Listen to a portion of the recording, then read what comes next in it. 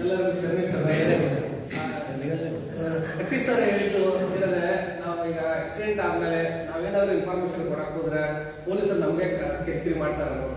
ಇಲ್ಲೇನದೆ ಕಿರಿಕಿರಿ ಅಂತ ನಾವು ಅರ್ಥ ಮಾಡ್ಕೋಬಾರ್ದು. ಯಾಕಂತಂದ್ರೆ ನಮ್ಮ ವೈಯಕ್ತಿಕ ಜವಾಬ್ದಾರಿ ಜೊತೆಗೆ ಸಾಮಾಜಿಕ ಹೊಣೆಗಾರಿಕೆ ನಾವು ನಿಭಾಯಿಸಬೇಕಾದಂತ ಸಾಮಾಜಿಕ ಹೊಣೆಗಾರಿಕೆ. ಹೀಗಾಗಿ ಅಲ್ಲಿ ಅವ್ರಿಗೆ ಅವಶ್ಯಕತೆ ಬಂದ್ರೆ ಹೋಗ್ಬೇಕಾಗ್ತದೆ. ನಾವು ಅದು ಅಪಘಾತದಾಗ ನಾವು ಮಾಹಿತಿ ಇದ್ರೆ ಪೊಲೀಸರಿಗೆ ಮಾಹಿತಿ ಕೊಡೋದು, ಮತ್ತೆ ಸ್ಟೇಷನ್ ಕರೆದ ಹೋಗೋದು, ನಮ್ಗೆ ಸ್ವಲ್ಪ ತೊಂದರೆ ಆಗುದು.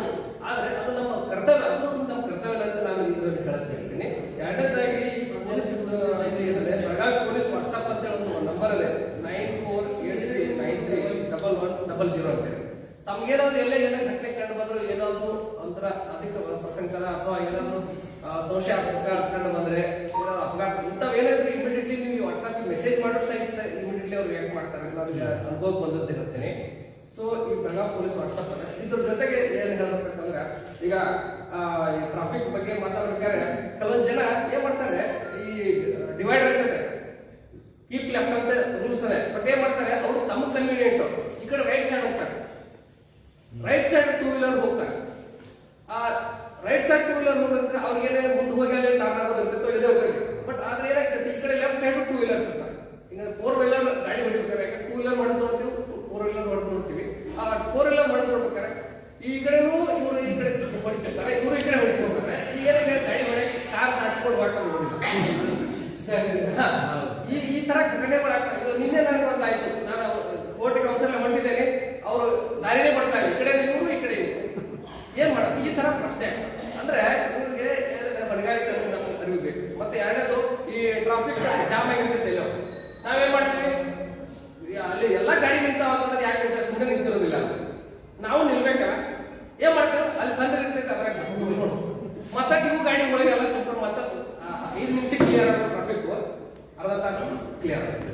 ಸೊ ಇವಕ್ಕೆಲ್ಲ ಏನಂದ್ರೆ ಮೂಲತಃ ನಮ್ಮಲ್ಲಿರುವ ಒಂದನೇದು ಅಜ್ಞಾನ, ಎರಡನೇದು ಅವಸರ, ಮೂರನೇದು ಅಹಂಕಾರ.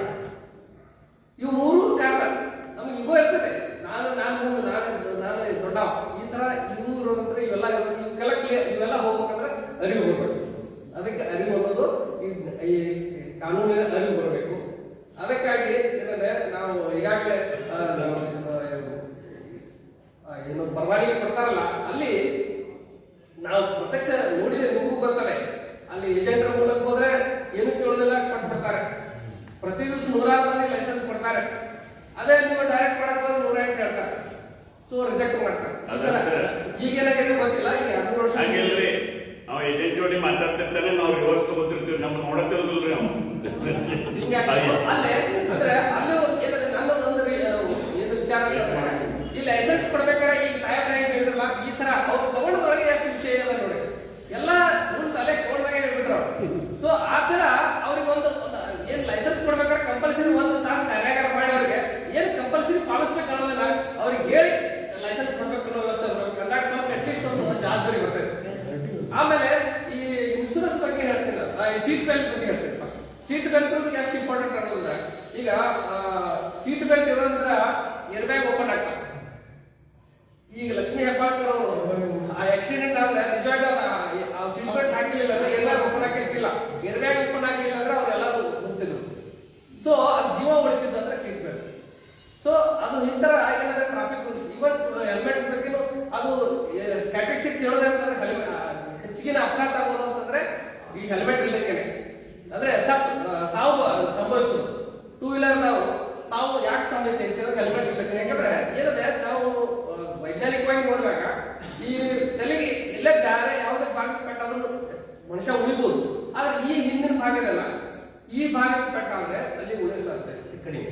ಅದಕ್ಕೆ ಇಲ್ಲಿ ಪಿಕ್ಚರ್ ಒಳಗೆ ನೋಡಿ, ಇದರ ಚುಟಾ ದಿಮಾಗ್ ಗೊತ್ತಾಯ್, ಇದರ ಮಾರು ಅಂತೇಳಿ ಅದು ಉದ್ದೇಶ. ಅಂದ್ರೆ ಇಲ್ಲಿ ಮನುಷ್ಯ ಸುಮಾರ ಹೋಗ್ತಾನೆ, ಇಲ್ಲ ಸಾವಾಗ್ತದೆ. ಸೊ ಅದಕ್ಕಾಗಿ ಹೆಲ್ಮೆಟ್ ಬೇಕಾಗ್ತದೆ. ಮತ್ತು ಈ ಇನ್ಶೂರೆನ್ಸ್ ಬಗ್ಗೆ ಹೇಳ್ಬೇಕಂತಂದ್ರೆ ಮುಖ್ಯವಾಗಿ 3 ತರ ಇನ್ಶೂರೆನ್ಸ್ ಇರ್ತಾವೆ. ಸಿಂಪಲ್ ಆಗಿ ಹೇಳ್ಬೇಕಂದ್ರೆ ಒಂದು ಥರ್ಡ್ ಪಾರ್ಟಿ ಇನ್ಶೂರೆನ್ಸ್, ಒಂದು ಕಂಪ್ರಿಹೆನ್ಸಿವ್ ಪಾಲಿಸಿ, ಒಂದು ಪ್ಯಾಕೇಜ್ ಪಾಲಿಸಿ. ಈ ಥರ್ಡ್ ಪಾರ್ಟಿ ಅಂತಂದ್ರೆ ಕಂಪಲ್ಸರಿ ಇನ್ಶೂರೆನ್ಸ್ ಪಾಲಿಸಿ ಅಂತ. ಅಂದ್ರೆ ನಮ್ಮ ವಾಹನದಿಂದ ಒಬ್ಬರೇ ಯಾರಿಗೆ ಅಪಘಾತ ಆದ್ರೆ ಅವರಿಗೆ ಪರಿಹಾರ ಕೊಡೋದು ನಾವಲ್ಲ, ಇನ್ಶೂರೆನ್ಸ್ ಕಂಪನಿ.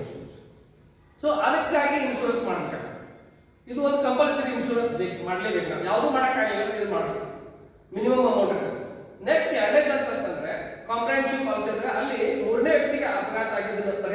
ಅಲ್ಲದೆ ನಮ್ಮ ವಾಹನಕ್ಕೆ ಏನು ಡ್ಯಾಮೇಜ್ ಆಗ್ತದೆ ಅದನ್ನು ಕವರ್ ಮಾಡುವಂತ ಕಾಂಪ್ರಿಹೆನ್ಸಿವ್ ಪಾಲಿಸಿ ಇರ್ತದೆ.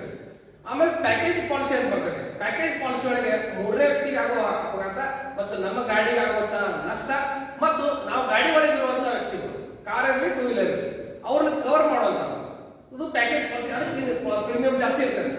ಸೊ ಆ ತರ ಮೂರು ಪಾಲಿಸಿ ಇರ್ತವೆ. ಕಂಪಲ್ಸರಿ ಮೂರಾಗಿ ಮಾಡಕ್ ಆಗಲಿಲ್ಲ, ನಮ್ಮ ಕಡೆ ದುಡ್ಡು ಇಲ್ಲ ಕಡೆ ಅಟ್ಲೀಸ್ಟ್ ಥರ್ಡ್ ಪಾರ್ಟಿ ಮಾಡೋದು ಏನಾಗ್ತದೆ ಅಂದ್ರೆ ನಮ್ಮಿಂದ ಯಾರಿಗೆ ಅಪಘಾತ ಆದ್ರೂ ನಾವು ನಮ್ಮ ಮನೆ ಮಾರ್ಕೊಳ್ಳುವಂತ ಪ್ರಶ್ನೆ ಬರುವುದಿಲ್ಲ. ಯಾಕಂದ್ರೆ ನಾನಿವತ್ತು ಮೊದಲು ಬಹಳಷ್ಟು ಕೇಸ್ ಮಾಡಿದರೆ ಬಿಟ್ಟು ಸಿವಿಲ್ ಆಗೋದ್ರೆ ನೀವು ಸಿವಿಲ್ ಮಾಡಿ ಅಂತ ನನಗೆ ಅಡ್ವೈಸ್ ಮಾಡಿದ್ರು. ಅದಕ್ಕೆ ಎಕ್ಸ್ಟೆಂಡ್ ಕೇಸ್ ಮಾಡೋದು ಬಿಟ್ಟಿದ್ದೆ. ಆದ್ರೂ ಒಂದು ಕೇಸ್ ಬಂತು, ಯಾರು ವಕೀಲರು ಹಿಡಿದಿರ್ಕಿಲ್ಲ.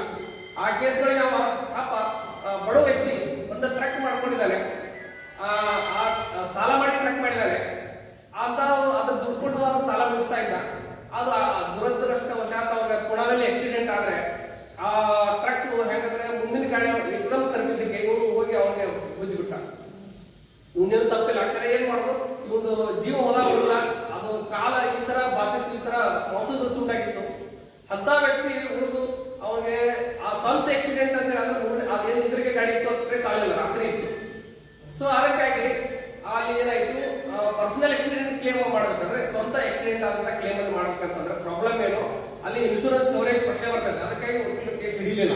ಆದ್ರೆ ನಾನು ಅಭ್ಯಾಸ ಮಾಡಿದೆ, ಸುಪ್ರೀಂ ಕೋರ್ಟ್ ಜಡ್ಜ್ಮೆಂಟ್ ಅಲ್ಲಿ ನೋಡಿದೆ ಅಂತ ಸಂದರ್ಭ ಬರ್ತದೆ ಅಂತ ಹೇಳಿ. ಅದು ಯಾಕಂತಂದ್ರೆ ಅವನು ಪ್ಯಾಕೇಜ್ ಪಾಲಿಸಿ ಇನ್ಶೂರೆನ್ಸ್ ಮಾಡಿಸಿದ್ದ.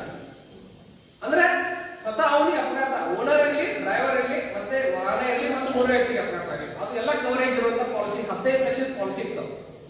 ಸೊ ಅದನ್ನ ಕೇಸ್ ಹಾಕಿ ನಾನು ಕೇಸ್ ಕೋರ್ಟ್ ಒಳಗೆ 15 ಲಕ್ಷ ರೂಪಾಯಿ ಅವಾರ್ಡ್ ಆಯ್ತು. ಅವನ ಪರಿಸ್ಥಿತಿ ಯಾಕಂದ್ರೆ ಅವನಿಗೆ ಈಗ ಗಾಡಿನ ತಗೊಂಡೋರು, ಯಾಕಂದ್ರೆ ಕಂತು ತುಂಬಲಿಲ್ಲ, ಇನ್ಶೂರೆನ್ಸ್ ಕ್ಲೇಮ್ ಅದು ಹೋಯ್ತು. ಸೊ ಅವ್ನಿಗೇನು ಇಲ್ಲ, ಜೀರೋ ಆಗ್ಬಿಟ್ಟ ವರ್ಷ. ಈಗ ಅವ್ನ ಮನಿ ಸಾಲ ಕೊಟ್ಟರು, ಗಾಡಿಗೆ ಸಾಲ ಕೊಟ್ಟರು, ಆ ಗಾಡಿ ಮಾರೋದಲ್ಲದೆ ಇನ್ನೂ ದುಡ್ಡು ಬರ್ಬೇಕು ನಮ್ಗೆ ಅಂತೇಳಿ ಮನಿ ಮಾರಕ್ಕೆ ಹಚ್ಚಿದ್ರು. ಸೊ ಈ ತರ ಪರಿಸ್ಥಿತಿ ಬರ್ತಾವ. ಈ ಇನ್ಶೂರೆನ್ಸ್ ಪಾಲಿಸಿ ಇರೋದ್ರಿಂದ ಅವ್ರಿಗೆ ಅದು ಬಲಿಲ್ಲ. ಸೊ ಅದಕ್ಕಾಗಿ ಇನ್ಶೂರೆನ್ಸ್ ಪಾಲಿಸಿ ಎಷ್ಟು ಮುಖ್ಯ ಅನ್ನೋದು ನಾನು ಈಗ ಈ ಸಂದರ್ಭದಲ್ಲಿ ಹೇಳ್ತಾ ನನಗೆ ಯಾರು ಮಾತನಾಡೋಕ್ಕೆ ಅವಕಾಶ ಮಾಡ್ತಾರೆ.